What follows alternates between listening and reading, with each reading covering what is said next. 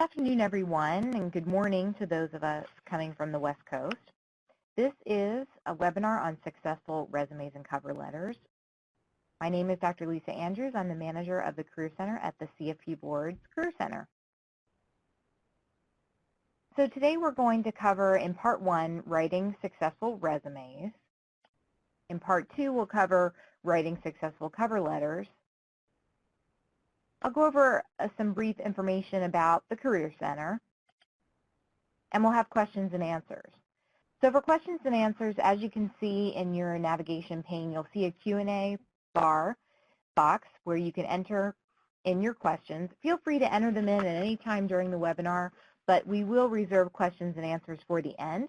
But as you think of them, please feel free to put them in the question and answer box. All right, let's move on to Part 1, which is writing successful resumes. So remember, when you're writing your resume, the purpose of the resume is to get you the interview. So the idea with a resume is to really sell yourself. You want to make sure that you're showcasing your skills in the best light possible, because the resume is definitely going to get the recruiter to pick up the phone and call you. So this is the time to really brag about what you've done and really sell yourself. This is a document that's sort of representing you when you can't represent yourself during an interview process. So here are some kind of overall considerations to think about when you're writing your resume. Remember that it's just a snapshot. It's about a 10-year snapshot of your experience and background. It's not everything you've ever done. You don't want your resume to be pages and pages long, because recruiters have 30 to 40 seconds to really look at a resume. So if it's too long, they're not going to bother. So just keep it brief and realize that the experience that you've had within the past 10 years is the most relevant and the most applicable experience. So you don't want to go back farther than that. So again, as I said a second ago, you want it to be between 1 and 2 pages in length. If you're a new college graduate or new professional, it's probably going to be on the 1-page side. And if you are more experienced, a more experienced professional, it will probably go over into 2 pages, but it really shouldn't go more than 2 pages. And there's a lot of different, formatting things you can do and content things you can do to reduce your size. So we can talk about that. As far as font goes, I would say go with something conservative and easy to read, something that photocopies well, such as Arial, Times New Roman, or Garamond. These are my kind of 3 favorites that I recommend. Anything outside of that, you don't want to use the serif fonts with the little dots on the end of the letters, so that it's a little bit harder to read and looks more like an italics or looks more like a calligraphy. You just want to use something kind of standard and clean, easy to read. So as far as font goes, you don't want to go below 10 point, and this is a trick that people use to make their resume shorter, is to just reduce the font, or make the margins smaller. These are sort of tricks people use to get that resume down to 2 pages or down to 1 page. But if you go below 10 point, even opened up on a screen, they would have to enlarge it, 100% or so, just to be able to read it properly. And when it's printed, it's especially difficult to read below 10 point. So make sure you realize, people have older eyes. They don't want to read below 10 point. And it just doesn't look, it will look a lot more crowded if the font is smaller. And again, I know a trick is to make those margins, less than 0.25 inches to just get more on the line, more on the page, but you really kind of want to shoot for 1-inch margins if you can. And the reason for that is because recruiters may be making notes in the margins that they might want to ask you something about during the interview or during your phone call to screen you. So you want to give them some room to make some notes. Avoid any kind of graphics. I've seen resumes where people put text boxes, dark line boxes around their experience or their education, or just around the entire page, or they separate their sections with lines or other graphics. And you want to kind of avoid all of that. You want it to just be really clean and focus on the words on the resume. I don't know that I really need to say this, but no pictures on your resume. So, this is not LinkedIn where you do have pictures.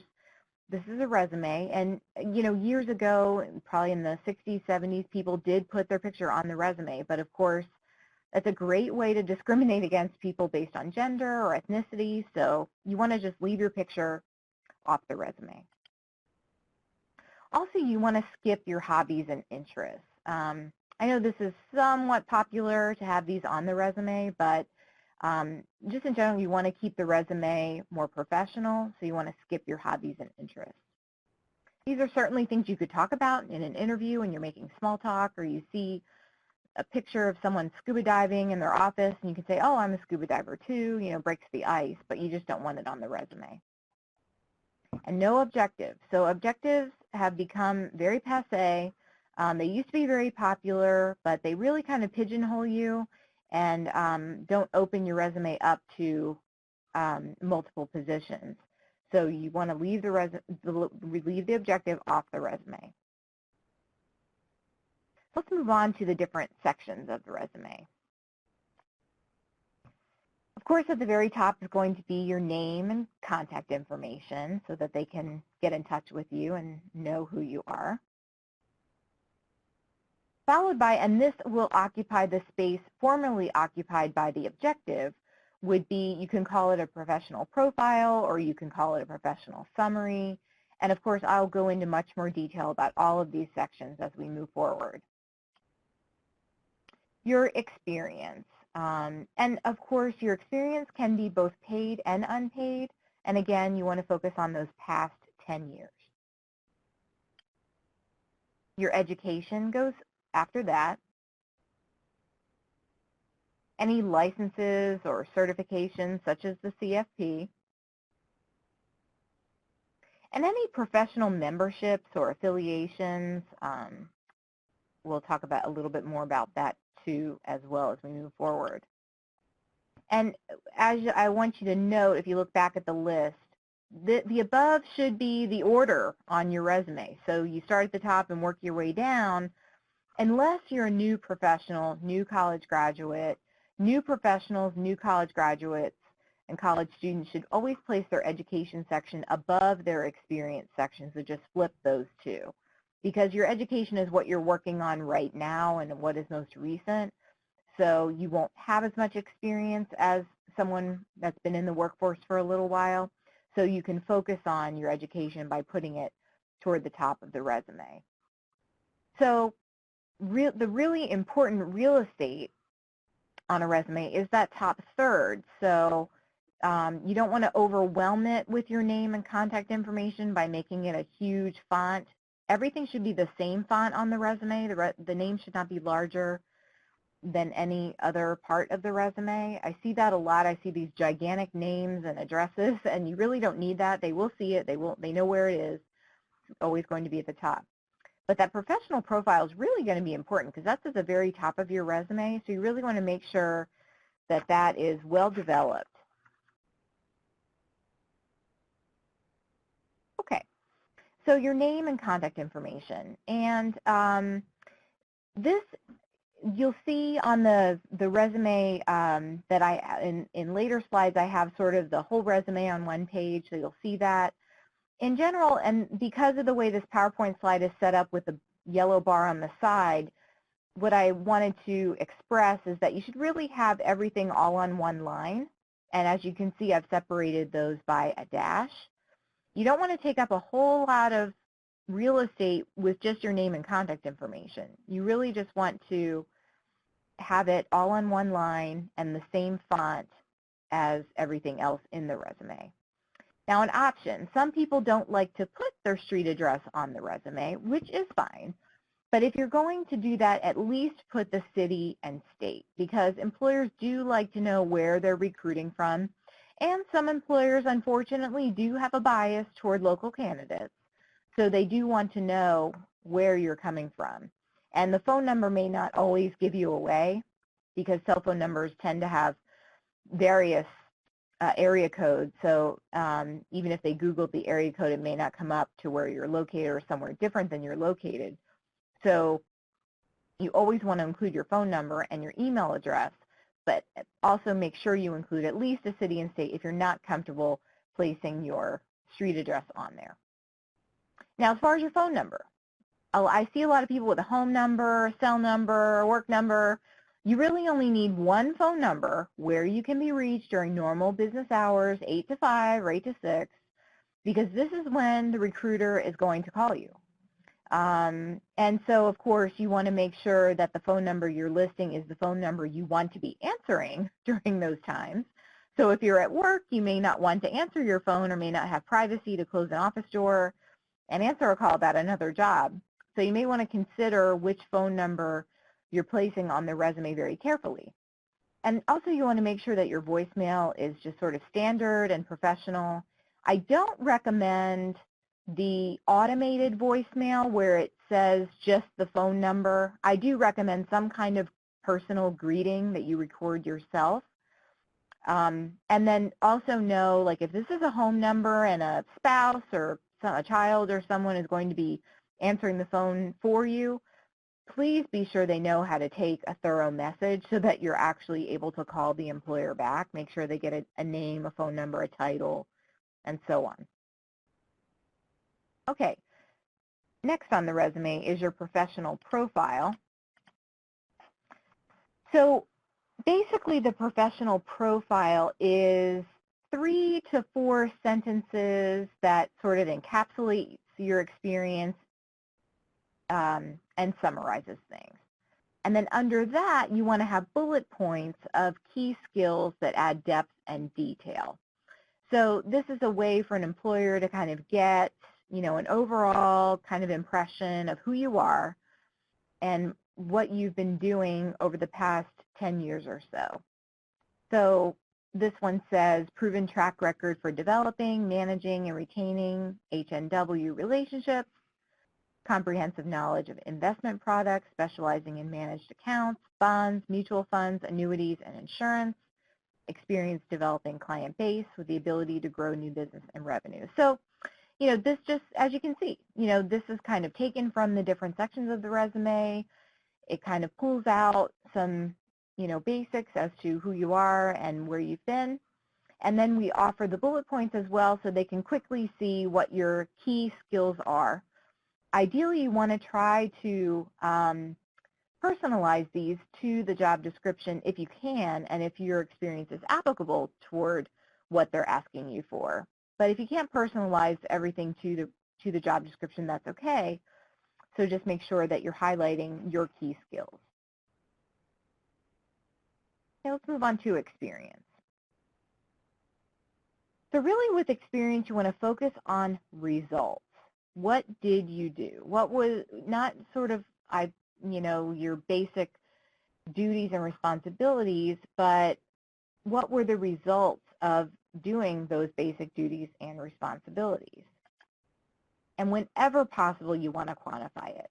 So numbers just jump off the page and tell a really great story. So if you're going to talk about sales, revenue, you know, sales or revenues or, you know, improvements, quantify it as much as possible. So use percentages, dollar amounts.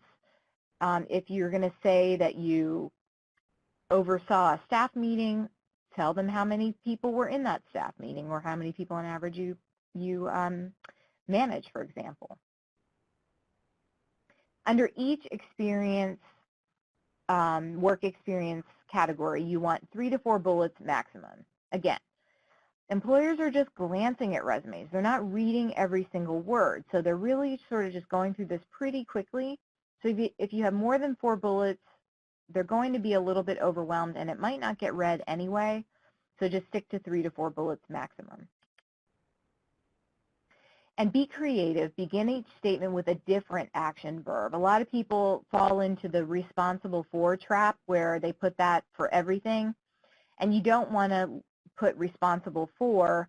You really want to lead with a different, interesting action verb. You want to list your experience in reverse chronological order. So the most recent experience is going to be first, and then you'll back it up from there. And again, as I mentioned very early on, you want to go back as far as 10 years. Now, of course, you can modify this slightly if, let's say, the experience that your past experience goes to 12 years. You can go back as far as that. But you really just want to focus on the most recent 10 years. So let me just show you what that might look like. Okay, so here you see the category of experience. Notice that it's centered, it's bolded, and it's capitalized. So you want to list your position title, and you can bold that. You want to list your dates out on the right margin, and you want to try to line them up so that the employer can quickly get a chronology of where you've been and in what years. And then you want to list the company and the location. You don't have to list a full address, just company, location. And then there are your 3 to 4 bullets. And notice the 3 action verbs: formulated, expanded, and conducted. And then also the revenue generation there in actual real dollars, if you're allowed to disclose that, of course. If you can't disclose that, you can say something like increased revenues 10% over 3 quarters or something like that. That's not giving away any state secrets. Okay, so let's move on to education. Okay, you only want to list universities where you received a degree or you will receive a degree if you're a current student. So any partial enrollment should be left off if you've gone to one school for 2 years and transferred. You don't necessarily have to say that. And don't list your high school. Everyone sort of assumes you went to high school if you've gone to college. If you lack experience, if you're a new college graduate, new professional, you can list relevant coursework, which are the relevant, I know relevant coursework, so you don't want to list your sort of arts classes and that sort of thing. You want to list the classes that are related to the field. Your GPA is optional. And if you are going to list it, only list it if it's 3.0 or above, and make sure you say what scale it's out of, because some people go to like a 4.2 scale or 4.5. So you would say 3.0 out of 4.0. And only list it if you're a recent graduate. So if you've been out of school a couple of years, 5 to 10 years, no one really cares what your GPA is, but as a newer graduate, they may actually care what your GPA is, so you can list it. And even some companies recruit based on GPA. So here's what it will look like on your resume. So we have the education category bolded and capitalized in the center. You have your university and the location, because not everyone may know where your university is located. You have your degree, Bachelor of Science, and then the major, and you want to list your graduation date. So you don't have to list the years you attended, especially if you attended partial years. That'll look kind of confusing to the employer. Just put your final year of graduation. And I've listed some related coursework here to show you what that looks like. Okay, let's move to licenses and certifications.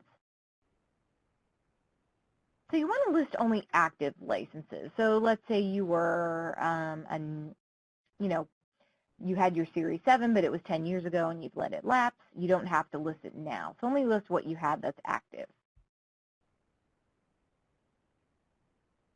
So if you've passed the CFP board exam, so you're on your way to certification, you can then list yourself as a candidate for CFP certification on your resume. So let me show you what that looks like. So this person has their current Series 7 and 66 and a Florida insurance license.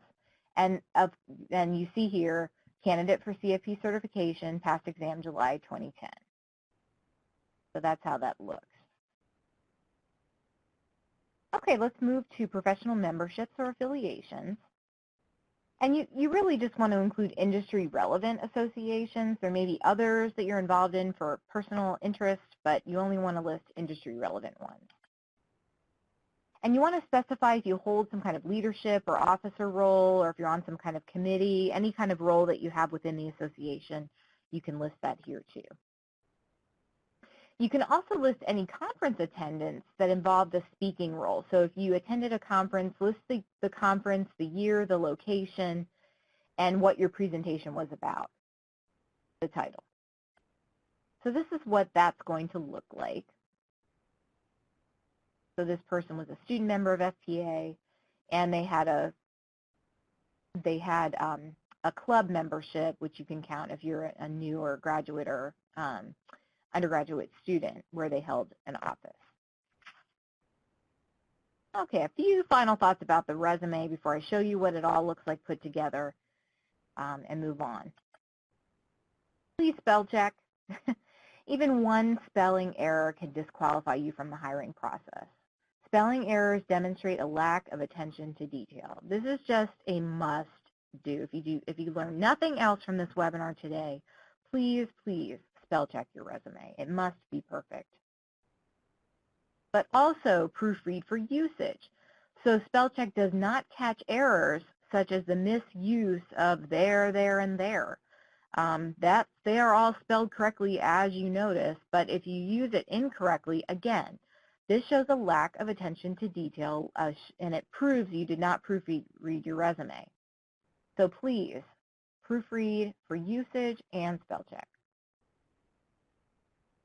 A way that you can guard against having these errors included in your resume is to have someone else read your resume to catch anything you may have missed, because as you know, when you're working on a document for so long, you sort of think you know what's there, but you're not really reading it with a fresh set of eyes and a person who's never read it before. But a person who's never seen it before is going to read every single word and is going to notice something that may be amiss.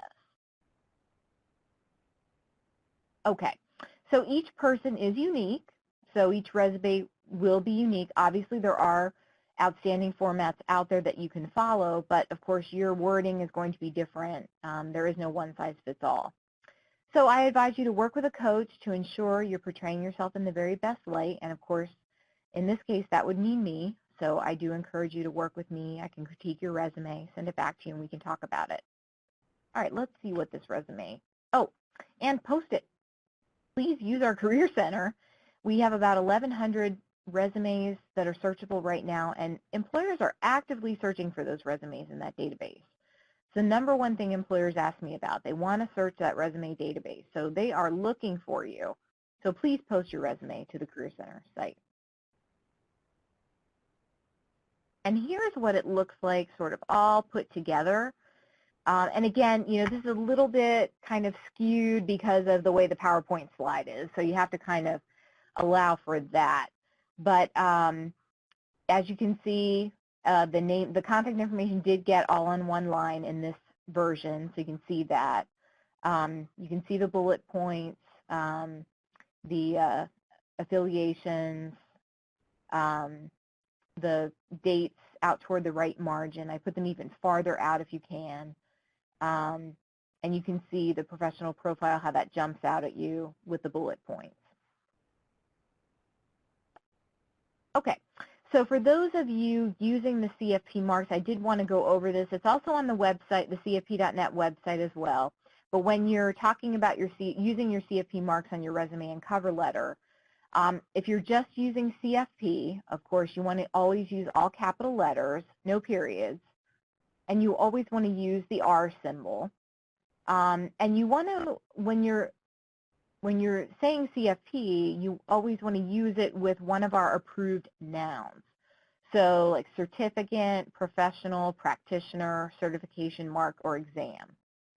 Unless you're using it as immediately following your name, that once you've been certified. So sort of like a PhD or an MD or whatever, if you're using CFP after your name, you can just use CFP. And it would always be associated with the individual certified by the CFP board.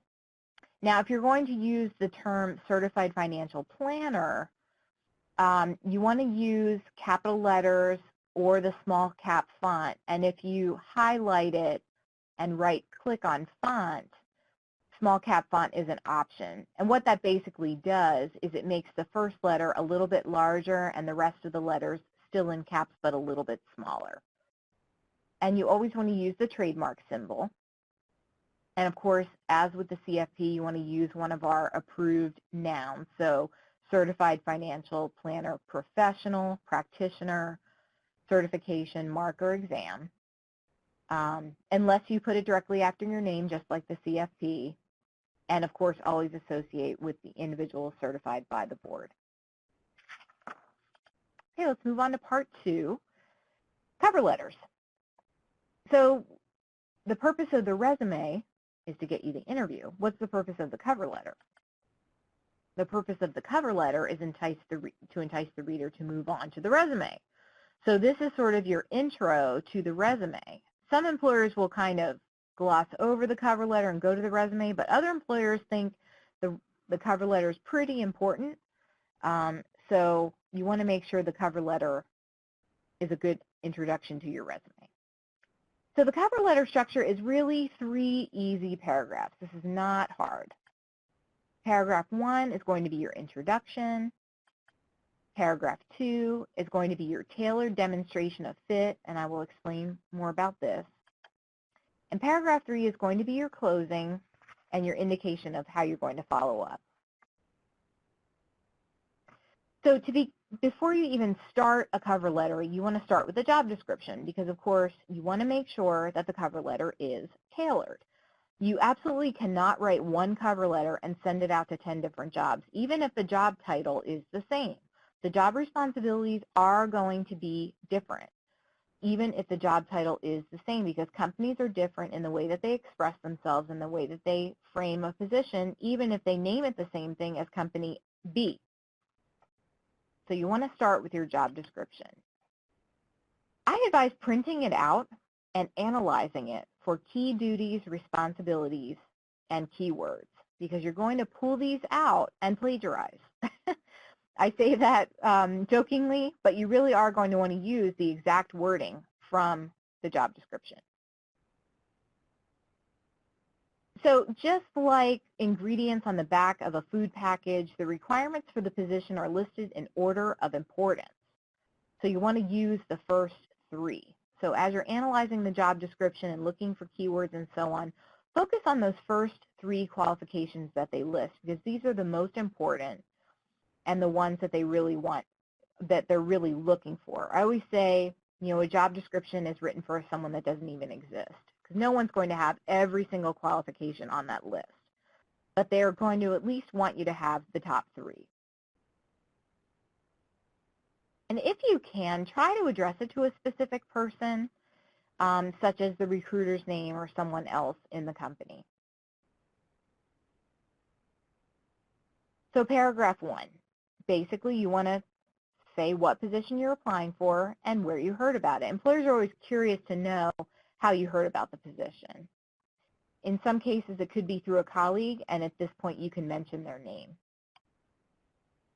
So here is a sample paragraph 1. Please find attached my resume to be considered for the financial advisor position at XYZ Finance Company.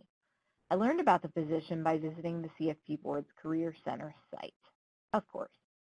Now notice here, CFP Board, you don't need the mark because you're saying CFP Board. So you don't need the R symbol. Short and to the point.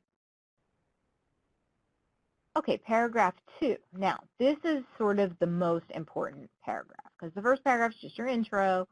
The third paragraph is just your closing. But the middle paragraph, and sometimes this could be split into 2 paragraphs, but most of the time it's going to just be one detailed paragraph.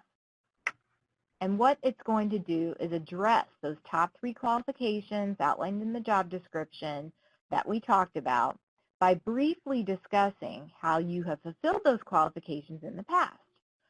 So you want to give examples whenever you can to demonstrate that fit. Okay, so that's what you're trying to do in this middle paragraph, is demonstrate fit between you and the position that you're applying for.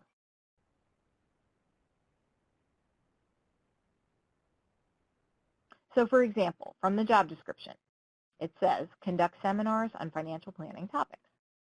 So you can say, I see that you are seeking someone to lead seminars on financial planning topics. See how you just took it right from the job description. So you're speaking their language. In my current position, I'm responsible for developing the content and delivering a series of seminars on various financial planning topics to current and potential clients. My seminars to prospective clients have generated hundreds of new clients over the past 3 years. So you see how wonderful this is. You're demonstrating that yes, I have not only conducted them, but I've developed the content and I've developed the content as well. And what is the result of that? Hundreds of new clients. Here's another example. A minimum of 2 years relevant experience in sales with a proven record. So your cover letter can say, you are seeking someone with at least 2 years of sales experience and a proven track record of success. Over the past 3 years, so you demonstrated the 2 years and added on 1, I've steadily increased my sales over each quarter, building on the past quarter. For example, I increased sales 20% in each of the past 12 quarters. So you have clearly stated that you meet the 2-year requirement, and not only that, you have proof there of your proven track record of success. So it's one thing to say, and I have a proven track record of success, big deal. But it's another thing to demonstrate it, as you have here, saying that you've increased sales 20% in each of the past 12 quarters. So that's your paragraph 2. And again, focus mostly on this paragraph, because this is really the one that's going to get them to turn the page to that resume. So in your closing, just simply thank the employer and let them know you will be following up with them shortly. So for example, thank you for taking the time to review my credentials for the financial planner position at the XYZ financial company. I will call you in 2 weeks to check on the status of my application. Okay. So some additional notes about the cover letter.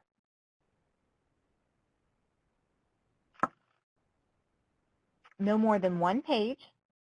So of course you only have 3 paragraphs, so you're not going to really go over 1 page. You want to ensure a consistent font between the cover letter and the resume, because of course they're going to be sent together. Again, you want to customize it. One size absolutely does not fit all. You definitely have to use the job description as your guide to customize. Remember, a cover letter is a writing sample. To a lesser degree, the resume is, but since you're speaking in sort of telegraphic statements, you're not really speaking in complete sentences, the cover letter really serves as your writing sample. So you definitely want to put your best foot forward. Make sure that it sounds eloquent and is addressing everything that you want it to address. And of course, like the resume, absolutely no spelling or usage errors allowed. And in this case, you really have to check your grammar as well, since you're forming complete sentences and complete paragraphs. Okay. So I wanted to, describe some Career Center resources for those of you who may be new to the Career Center and want to check it out. We have job listings from a large diversity of employers. So we really have almost all the business models represented, from big broker-dealers to banks, insurance companies, RIA firms, small firms, mom-and-pop shops, really everything. So you can really find a job that will fit you in almost any category of employer you can think of. You can also find articles relating to your job search, so we do have some content up there. In addition to all of our past webinars are also posted on the website. There is a job agent capability, so you don't have to constantly check the site. You can enter some job agents so that you'll be emailed when a job that fits your criteria pops up on the site. There are confidentiality options. So if you're not quite ready to job search yet and you want to keep your resume confidential, but you just want to have it up there and posted, you can definitely do that, and then you can turn on to make it public when you're ready to actually job search. So if it's confidential, the employers won't be able to see it. So of course you can upload your resume, and I recommend that you do that. As I said, the employers are eager to search for you. And I offer one-on-one job coaching and mock interviews, as well as resume critique. I guess I should have put that here as well. There is no charge for the coaching. If you go on the private marketplace, coaching's pretty expensive, so you're getting a really great service for free. What I advise is to email me your resume, your cover letter, any documents you want me to review, and then I will set up a time to talk with you. Give me, 48, 72 hours. We'll set up a time to talk. I'll have time to review it, and then we'll go over it together, and of course go over what your job search strategy is going to be, and how you're going to use the resume, the ways in which we can improve your resume. I can help you write the cover letter if you're not really sure where to start.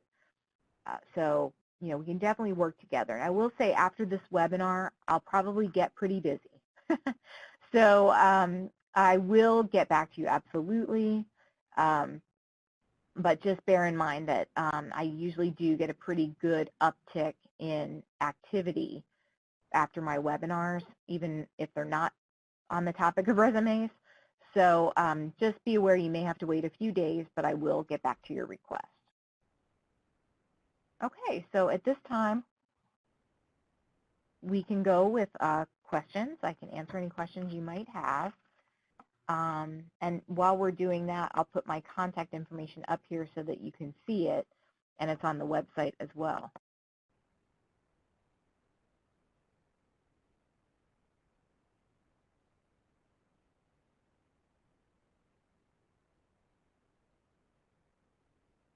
Okay, so I've got a bunch of questions here.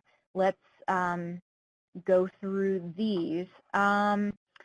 This is a really good question from Eric. Should we include our LinkedIn address on our resume? That's something that that's an omission on my part, but yes, I think you should absolutely include that so they can get a little more information about you.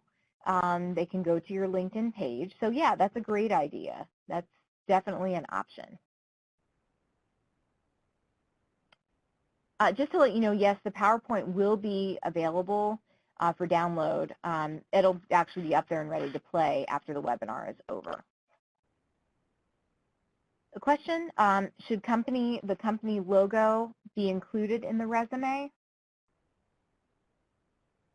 I don't recommend any logos or graphics or anything on the resume at all. So, just the company name is fine. I would not put any graphics on the resume.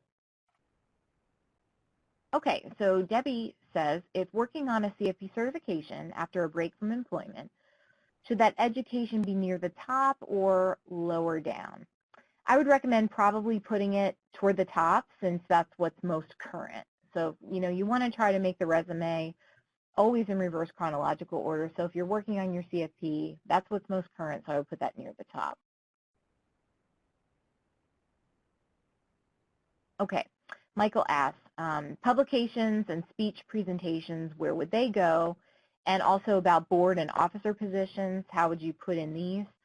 I would say all these can really go under professional affiliations or professional involvement. You could call it that as well. As I said, resumes are totally customizable. So these are the basic categories that I presented here. But every resume is unique, so each person is going to have something that maybe the next person didn't have, so they may have a different category. Okay. Okay, Melanie asks, where do you put volunteer work? Volunteer work can actually be a separate category, and I think some employers do like to see this, so I think this is fine to include on a resume. I would put it at the very bottom, so after your professional affiliations and conferences and that sort of thing.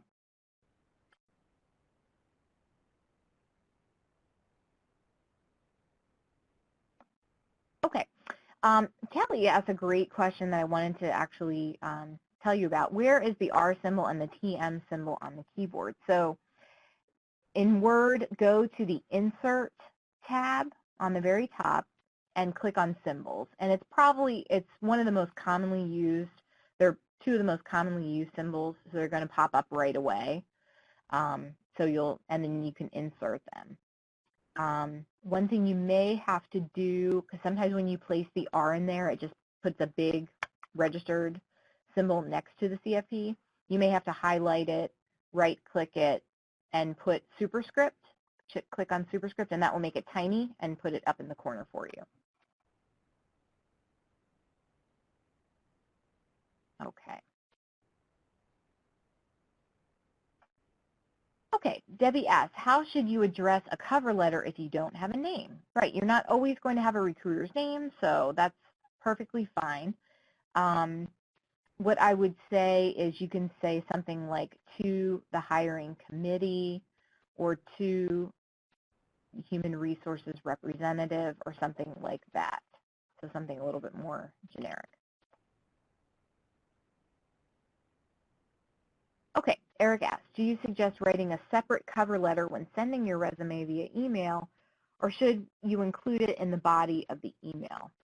I recommend sending a separate letter because employers will probably want to print these out and keep them together.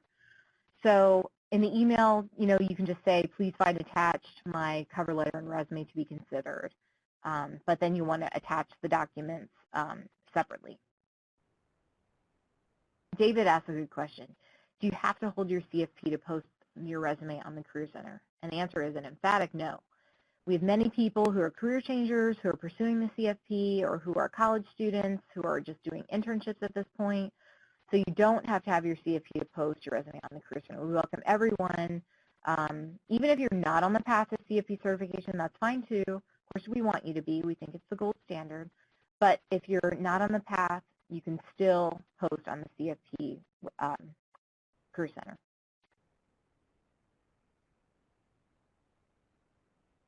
Okay, Michael asks, in terms of geographic relocation, can we dispense with the willing to relocate discussion in the cover letter in today's economy and this industry? I would say yes. Like the objective, that's kind of a dinosaur, that you're willing to relocate. People are, if you've applied to the job, that implies you're willing to relocate. So it's no need to say it twice. Okay. Another question about the LinkedIn profile. So definitely you can put your LinkedIn profile up on your resume.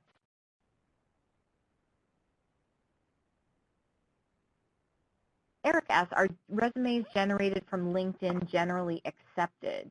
I would say you could use that tool, but I kind of prefer just starting with a blank document because you can really more or less customize it that way in terms of formatting.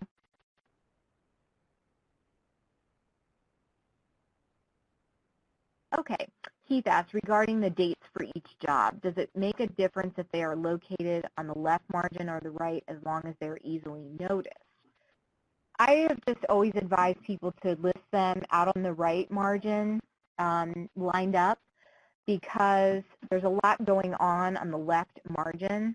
So it's not as easy to locate them on the left margin as it would be on the right because there's nothing really out there except the end of your phrases.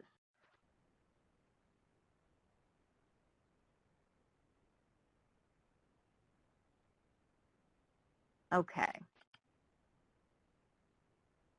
Okay, Jane asks, if we've held several roles at the same firm, should we list them out or only the most recent? I would say, if it's within your time period that you're going over, you do want to list them and list some bullet points under them so that people have an idea of what your career progression was. So I would say to list all of them. Okay. Should we include references on the resume if you are a fresh graduate? No, references are always a separate document, so you don't want to include those on the resume. And also, another tired phrase is references available upon request. You don't need that at the bottom of the resume. That's kind of gone the way of the objective as well. Benjamin asked, do I have to upload my resume to complete the job search on the CFP board site? No, you don't. You can search for jobs without having uploaded a resume, but to actually apply, of course, you want to send them your resume. So you would want to have it posted. Okay. We have a question. What if our current job isn't relevant to our career? Should we add it to our experience? Yes, you should, because you want to demonstrate sort of your working, your work life in terms of what is most recent, even if it's not applicable. But as I mentioned, if you're pursuing a degree in finance or you are switching careers, so you're changing in that way, you can put the education first, which then gives a clue to the employer that you're in the process of transitioning.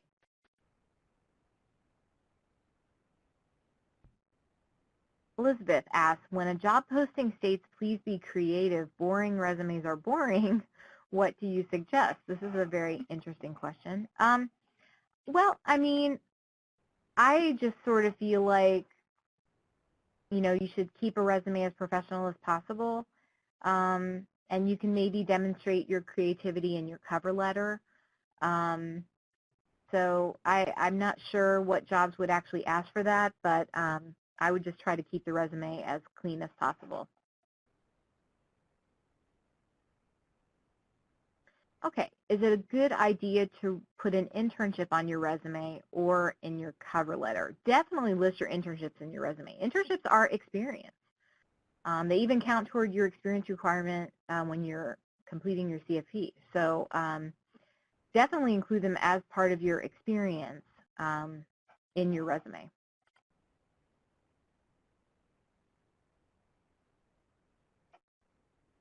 Okay, we have someone asking about what is an appropriate use of CFP for someone who hasn't sat for the board exam but finished all the modules. So you would just list in your education section, you know, what you have completed so far as your education. So you've completed the Bachelor of Science. You can list that you're going to sit for the CFP exam and list the date. Or you can say completed educational requirements for CFP certification, something like that. Okay, should the cover letter and resume be submitted as one document? I recommend that they be submitted as two separate documents unless the instructions in the job description indicate otherwise, because the reader, the employer may want to read one or the other and not both, so I think it's better to keep them separate. Okay, we have a question, should I include awards and honors such as Eagle Scout, varsity captain, state competitor, etc.? I think these are great. I didn't mention them in the presentation, but again, that's because everyone's different. Not everyone will have these, so you know, this is an optional category. You want to include sort of the most prestigious, I would say. Any industry related would be fine as well.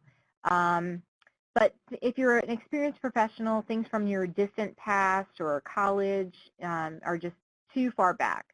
So anything recent is fine.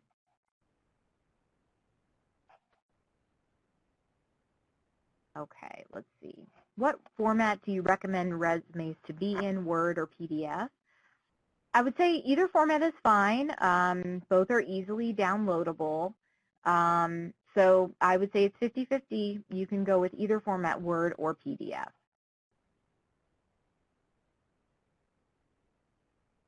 Nancy asks, if your licenses are expired, can you still list them so the recruiters know you had them in the past? It's an interesting question. My recommendation is to only list licenses that you are current in, but they may presume that you had those licenses given the job that you held. So if obviously you were selling stocks, then you would need certain licenses in order to do that. So they will make that assumption when they're reading the job descriptions that are on the resume. Should we add our height and weight in the resume? No. Any personal characteristics such as marriage or single, any personal characteristics, height and weight, all of that stuff does not belong on a resume.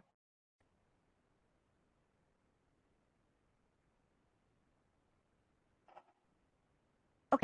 in terms of references, having said that references should be included in a separate document, what did you mean by that?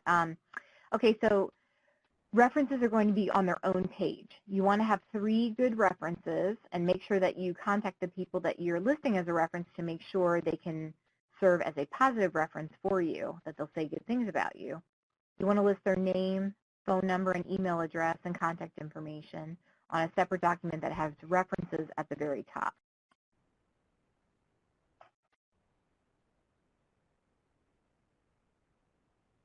Okay, the question is, where should we write objective if you can't, an objective you can't mention it on the resume? An objective is assumed.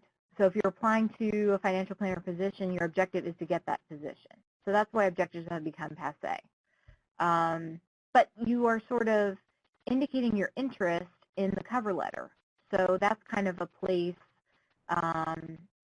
to express what your interest is in the position.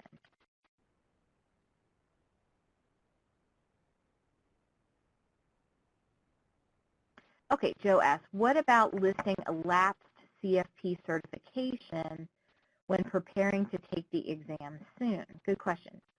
I would recommend not listing that because that just sort of invites questions as to why it was lapsed in the first place. You know, was there some kind of like disciplinary action or whatever? So anything that's lapsed, just completely leave it off and don't address it. Okay.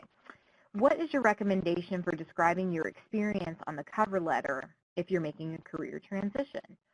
This is a case where you want to talk about your transferable skills or the knowledge that you've gained in your academic program and that sort of thing so that you can demonstrate at least knowledge of the qualification in the job description if you can't demonstrate actual, you know, experience that's relevant in the job description. Of course, if you're too far from the job description, we may need to talk about applying for something different so that it's a little bit more appropriate to what your experience lends itself to. So that could be a clue as well. Just something to think about, that perhaps there could be a different position you could apply to that would be more within your reach. Okay, so it looks like we've come to the end of our questions. So I do appreciate you tuning in very much. Thank you so much for taking the time to listen. As I stated earlier, this is being recorded and it will be shared on our website in the coming week. So if you wanted to recommend it to a friend, you can certainly do that. So thank you so much for participating and enjoy the rest of your day.